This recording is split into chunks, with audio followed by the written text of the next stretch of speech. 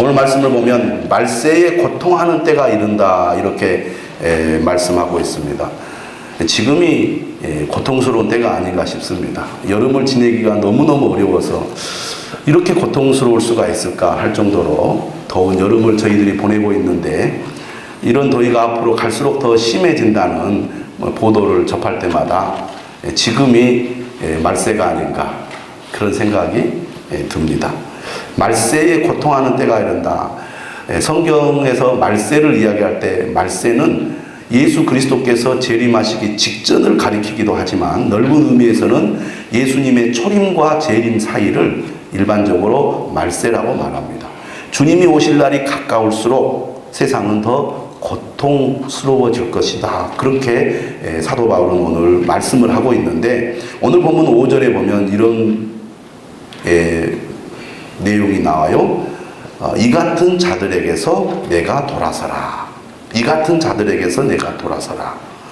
다시 말하면 지금 오늘 본문에 나오는 종말의 특징인 이 불의한 일들에 대한 18개의 악은 마지막 때 나타날 사람들의 모습이기도 하지만, 사도 바울이 이 편지를 쓰고 있는 당시 에베소 교회의 현실을 반영하는 그런 내용이라는 것입니다.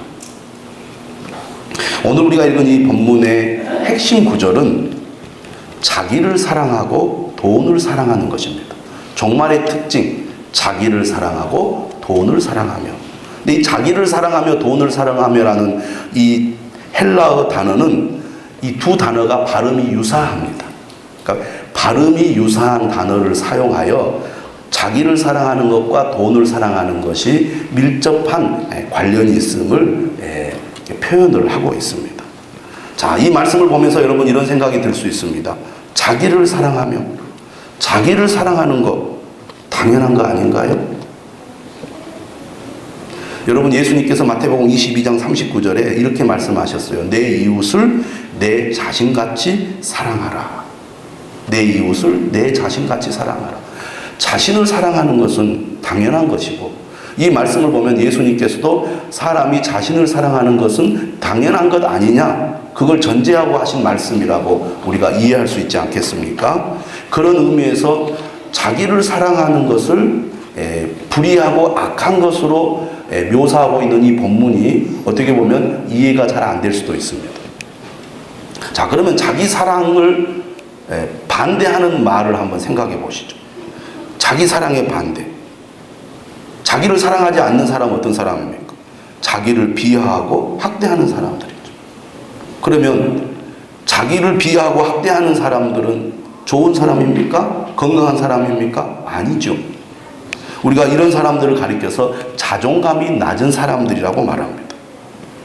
어떤 사람들이 상처를 잘 받습니까? 자존감이 낮은 사람들이 상처를 잘 받아요.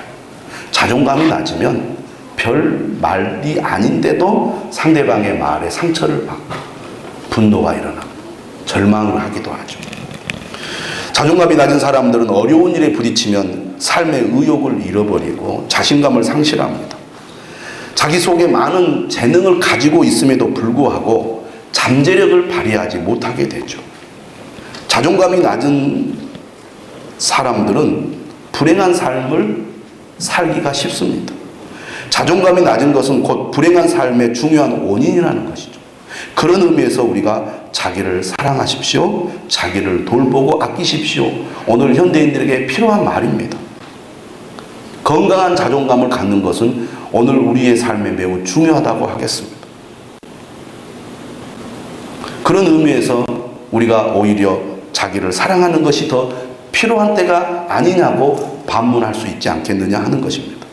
그러면 성경은 뭐라고 말하느냐? 우리가 성경 말씀을 전체적으로 우리가 살펴볼 때 성경은 오늘 우리가 건강한 자존감을 가지고 살아야 된다고 말씀을 합니다. 세상 사람들은 자신이 가지고 있는 조건이나 성취를 통하여 자존감을 높이려고 하죠. 여러분, 작은 성취들이 모이면 자존감이 높아집니다. 여러분이 목표로 하는 어떤 계획들이 이루어질 때 자신감이 생기잖아요. 그래, 나는 잘할 수 있어. 나는 잘해.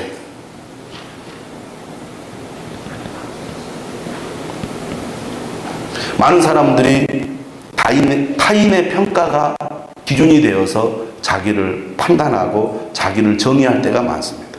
다른 사람들이 나를 향하여 너는 예뻐, 너는 훌륭해, 너는 대단해. 그러면 괜히 자존감이 높아지죠.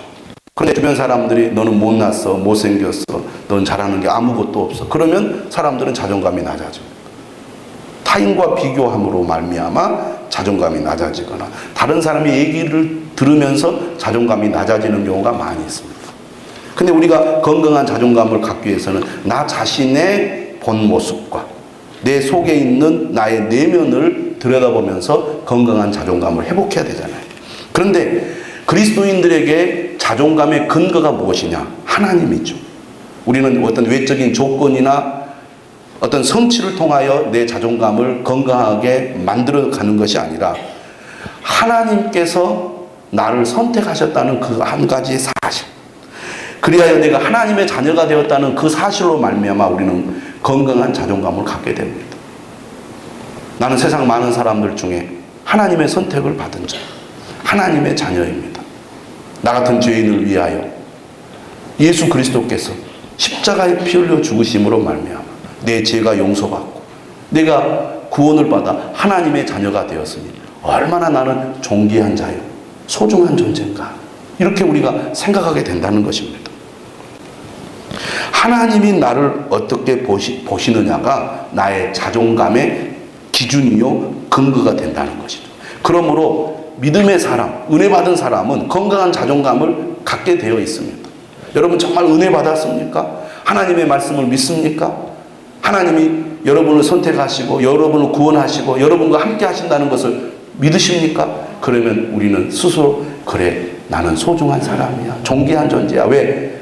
하나님이 나를 선택하시고 나를 구원해 주셨기 때문이요, 내가 하나님의 자녀요, 하늘의 시민권을 가지고 있기 때문이요, 이렇게 우리는 얘기할 수 있습니다. 그렇기 때문에 건강한 자존감을 가진 사람은 타인의 말에 흔들리지 않습니다. 다른 사람과 비교하지 않는다는 거죠. 오히려 사람은 사랑이 결핍됨으로 말미암아 다른 무엇인가 집착하게 되고 헛된 것으로 그 공허함을 채우려고 하는 것입니다. 그런 의미에서 우리가 건강한 자존감을 갖는다는 것은 매우 중요하다는 얘기죠. 그런데 오늘 본문은 뭐라고 말합니까? 사람들이 자기를 사랑하며 라는 말로 시작되는 오늘 본문은 불의한 사람들의 특징을 보여주는 말씀이거든요. 여기서 말하는 자기를 사랑한다는 것은 무엇을 의미합니까? 한마디로 말하면 비뚤어진 자기 사랑을 얘기합니다. 그것은 무엇입니까? 이기적인 자기 사랑이죠. 이기적인 자기 사랑을 가지고 있는 사람은 어떤 사람입니까? 욕심에 사로잡히기 쉬운 사람입니다. 오늘 자기를 사랑하며 돈을 사랑하는 사람의 그 특징들이 그 밑으로 쭉 나옵니다. 그러니까 잘못된 자기 사랑이 어떤 형태로 그의 마음과 삶에서 드러나는지를 잘 보여주고 있어요. 그러니까 건강한 자기 사랑이 아닌 거죠. 자랑하며 교만하며 비방하며 부모를 거역하며 감사하지 아니하며 거룩하지 아니하며 무정하며 원통함을 풀지 아니하며 모함하며 절제하지 못하며 사나우며 선한 것을 좋아하지 아니하며 배신하며 조급하며 자만하며 쾌락을 사랑하기를 하나님 사랑하는 것보다 더하며, 이러한 사람들로 가득 차 있는 세상은 그야말로 지옥이 될 것입니다. 여러분, 우리가 세상을 살아가면서 여러 가지 고통을 당하는데 그 중에 가장 큰 것이 뭐냐면 바로 이러한 이기적인 사람들 때문에 우리가 세상에서 고통을 많이 겪는 거예요. 모든 사람이 이기적인 마음을 가지고 세상을 살아간다면 결국 자기만을 위한 것이 다른 사람들로 말미암아 내가 피해를 보는 그런 결과를 낳게 됩니다. 여러분, 세상이 서로 돕고 서로 배려하고 서로 존중한다면 얼마나 따뜻하고 아름답겠습니까? 그런데 오늘 물질 문명이 발달하고 사람들의 지식이 높아져 감에도 불구하고 반대로 세상은 더욱 이기적인 그런 마음으로 가득 찬 그런 세상이 되어가고 있습니다. 사람이 욕심에 눈이 멀면 서로를 의심하고 미워하고 속이고 빼앗는 짓을 합니다. 그러므로 성경은 우리에게 무엇을 강조합니까? 이기적인 자기 사랑을 깨뜨리라는 것입니다. 그것이 곧 생명을 얻는 길이라고 예수님은 말씀합니다. 인간의 이기적인 본성이 바로 죄의 뿌리이기 때문입니다. 이 죄가 인간을 사망에 이르게 합니다. 인간에게 가장 소중한 생명을 잃게 되는 원인이 되는 것이죠.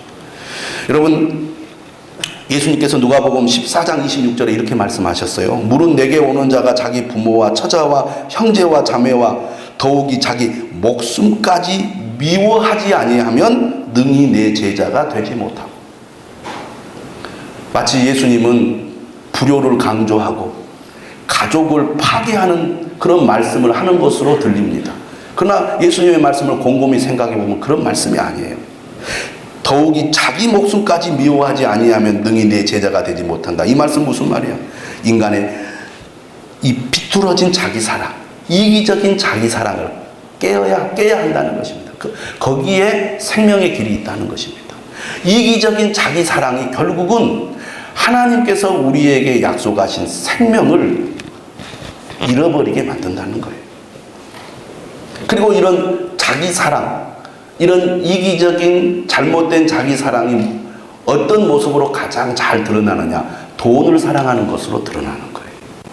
그래서 이 누가복음 14장 26절 말씀의 결론에 34절에 이렇게 말해요.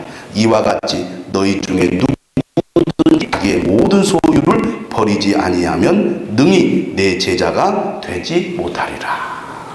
여러분, 우리가 주님을 믿는다고 말합니다. 주님을 사랑한다고 말합니다. 그러나 실제로는 주님보다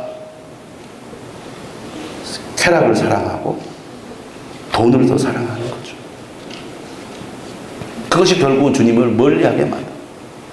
예수님께서 뭐라고 말했습니까? 하나님과 재물을 겸하여 섬길 수 없다고 말씀하셨습니다. 그러므로 하늘에 보물을 쌓으라고 말하는 것입니다. 왜? 생명보다 더 소중한 것이 없기 때문입니다. 누가복음 9장 25절에 예수님 말씀하셨어요. 사람이 만일 온 천하를 얻고도 자기를 잃든지 빼앗기든지 하면 무엇이 유익하리라. 자기를 사랑하며 돈을 사랑하는 것이 결국은 자기를 잃거나 빼앗기는 결과를 낳을 수도 있다는 것입니다. 여러분, 생명보다 더 소중한 게 어디 있겠어요? 제가 어저께 청년들 데리고 안도에 갔습니다. 명사심리 해수욕장. 얼마나 좋은지 몰라요. 그래서 이제 튜브를 타고 물에 딱 들어갔습니다. 들어갔는데 저도 모르는 사이에 파도에 밀려서 저 깊이 안으로 들어가서 발이 땅에 닿질 않는 거예요. 보니까 다 저보다 바다 그 해변가 쪽으로 다 삐지, 저 뒤에 사람이 아무도 없더라고. 그래서 발버둥을 쳤어요. 앞으로 가려고. 앞으로 가지지를 않는 거예요. 아, 이러다 죽겠구나. 그런 생각이 들었습니다. 그래서 얼마나 지금 어깨가 아픈지 모릅니다. 살려고 발버둥을 쳤는데 앞으로 나아가지를 않는 거예요. 여러분, 아무리 우리가 세상에서 많은 업적을 이루었다 할지라도 생명을 잃으면 무슨 소용이 있겠습니까? 자기를 사랑하며 돈을 사랑하는 것이 결국 생명을 잃는 길일 수 있다는 것을 주님은 아셨기 때문에 하나님보다 자기를 사랑하고 하나님보다 돈을 사랑하고 하나님보다 쾌락을 사랑하는 것이 망하는 길이라고 주님 말씀하는 거예요. 누가복음 17장 27절에도 이렇게 말씀하십니다. 노아가 방주에 들어가던 날까지 사람들이 먹고 마시고 장가들고 시집가더니 홍수가 나서 그들을 다 멸망시켰으며 또 롯의 때와 같으리니 사람들이 먹고 마시고 사고 팔고 심고 집을 짓더니 먹고 마시고 사고 팔고 심고 집을 심더니 이것이 바로 세상 사람들의 자기 사랑입니다. 여기에 뭐가 문제입니까? 하나님이 없다는 거죠. 하나님이 없어요. 그것이 문제라는 겁니다. 결국 어떻게 되었습니까? 롯이 소돔에서 나가던 날에 하늘로부터 불과 유황이 비오듯 하여 그들을 멸망시켰느니라. 인자가 나타나는 날에도 이러하리라. 건강한 자존감을 가진 사람은 하나님으로 말미암아 내가 소중한 존재라는 것을 믿기 때문에 하나님을 더욱 사랑합니다. 하나님을 더욱 가까이 합니다. 하나님께 감사합니다. 하나님 사랑으로 이웃을 사랑한다는 거예요. 그럴수록 더 자존감이 높아지는데 잘못된 삐뚤어진 자기 사랑을 가진 사람은 헛된 것에 욕심을 가지고 하나님을 멀리하기 때문에 결국은 망하는 길로 간다 그런 얘기죠. 롯의 철을 기억하라.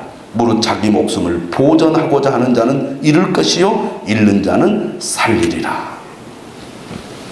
자기를 사랑하며 돈을 사랑하는 것의 해악을 잘 보여주고 있는 말씀이라고 하겠습니다. 자기를 사랑하며 돈을 사랑하는 사람의 특징들을 보실까요? 자랑하며 거만함. 그리고 비방합니다. 이기적인 사람들은요, 부모까지도 거역하고 심지어는 부모를 해치는 것도 마다하지 않습니다. 요즘 세상에 그런 일들이 종종 일어나지 않습니까? 욕심에 눈이 멀어서 자기를 낳은 부모를 해치는 그런 자녀들이 있다고 말이에요. 이기적인 자기 사랑, 그런 악을 행하는 데까지 나가게 만듭니다. 그런 사람들의 마음에는 감사가 없습니다. 거룩하지 아니합니다. 무정하다는 것은 인정이 없고 비인간적인 것을 말합니다. 이기적인 세상은 바로 그런 세상이에요. 원통함을 풀지 않는다는 것은 무엇을 말합니까? 용서하지 않는 것입니다. 내 이익을 지키기 위해서 누가 내 이익을 침해했을 때 그것을 참지 못합니다.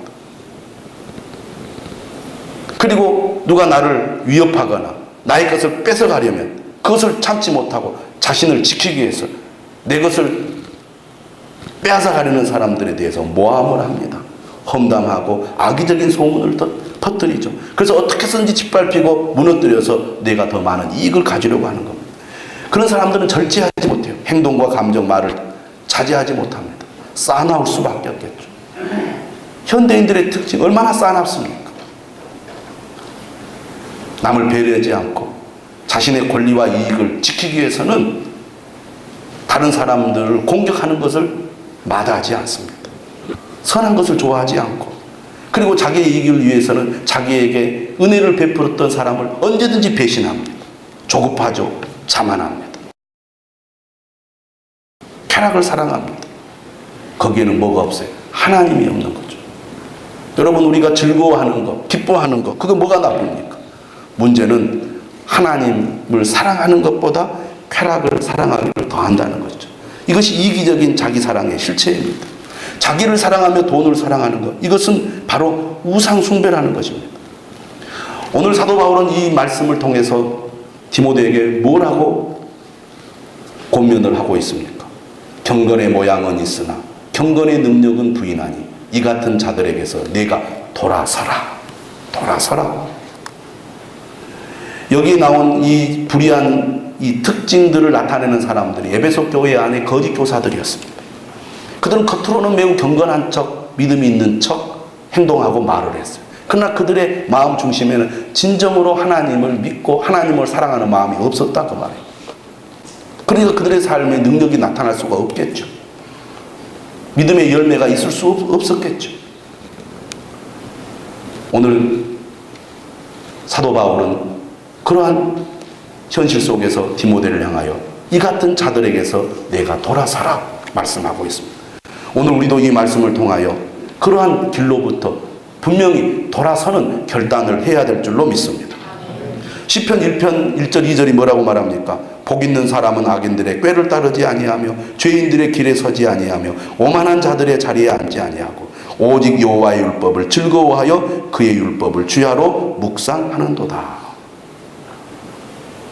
믿는다는 것은 우리의 노선을 분명하게 하는 것입니다. 적당히 세상과 타협하고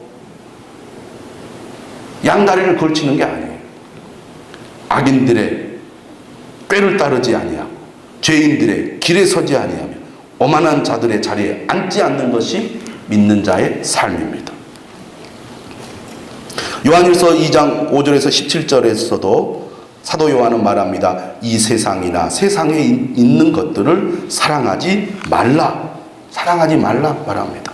이는 세상에 있는 모든 것이 육신의 정욕과 안목의 정욕과 이생의 자랑이니 다 아버지께로부터 온 것도 아니요 세상으로부터 온 것이라. 육신의 정욕은 뭘 얘기합니까? 느끼고자 하는 욕망을 가리킵니다. 쾌락주의죠. 안목의 정욕은 뭘 말합니까? 갖고자 하는 욕망입니다. 물질주의입니다.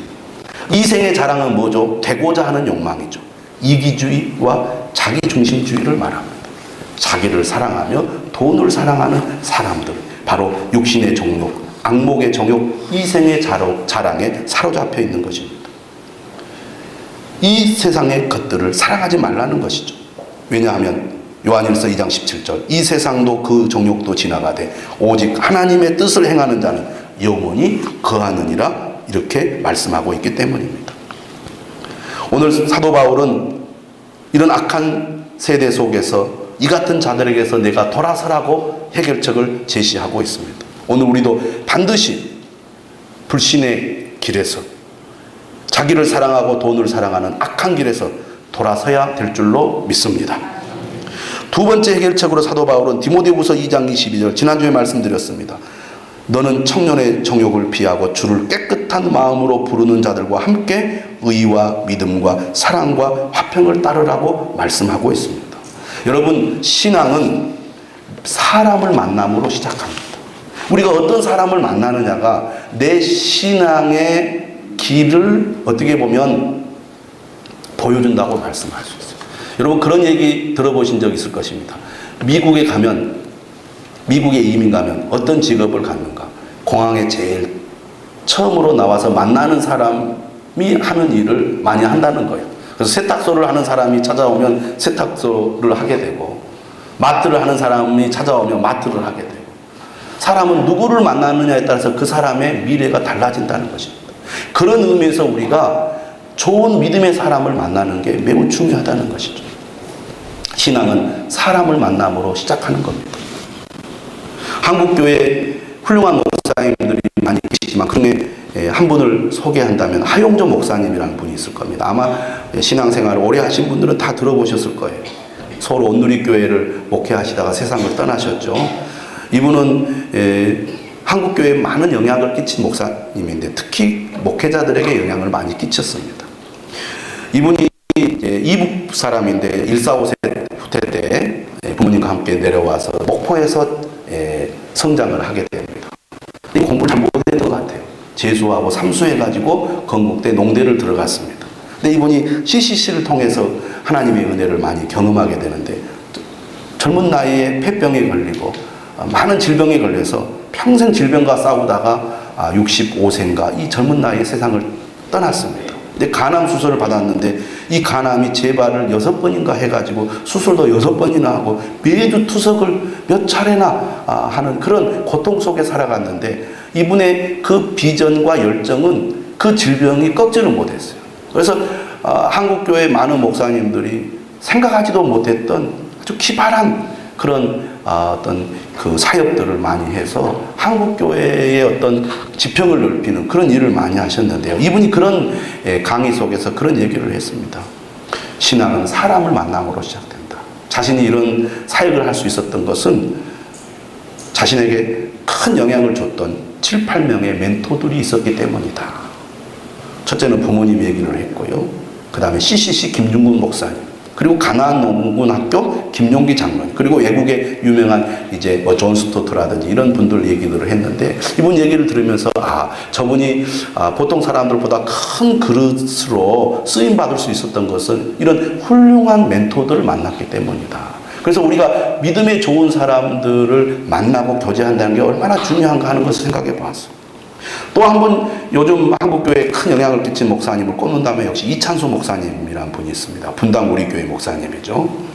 이분이 그런 얘기를 해요. 자기가 이렇게 목회를 할 수 있었던 것은 오카는 목사님을 만났기 때문이다. 근데 자신이 이제 대학원 졸업반일 때 사랑의 교회 교육전도사로 들어가려고 하는데 대학원 1학년생만 뽑더라는 거예요. 1학년생만. 근데 자신이 섬겼던 교회에서는 이제 전임 전도사로 쓰려고 이미 계획을 세우고 있었는데 자기는 자격이 없음에도 지원을 했고 그리고 열심히 기도해가지고 결국 뽑혀서 자기는 대학원을 졸업했지만 교육 전도사로 시작을 했다는 거예요. 좋은 목사님 밑에서 훈련 받고자 하는 그 열망이 그렇게 만들었다고 얘기하면서 이분은 무슨 얘기하냐면 믿음의 좋은 사람을 적극적으로 만나는 것이 중요하다. 적극적으로. 사람 이상하게 좋은 것보다 나쁜 것을 따라 배우기가 참 쉽습니다. 신앙생활도 마찬가지인 것 같아요. 그래서 사도 바울도 이러한 것들에서 돌아서라고, 이러한 사람들에게서 돌아서라고 그렇게 강조하고 있지 않는가 생각합니다. 적극적으로 우리가 좋은 믿음의 사람을 만나서 그 사람들로부터 믿음의 좋은 영향을 받을 때 내 신앙도 건강하게 성장한다는 것이죠.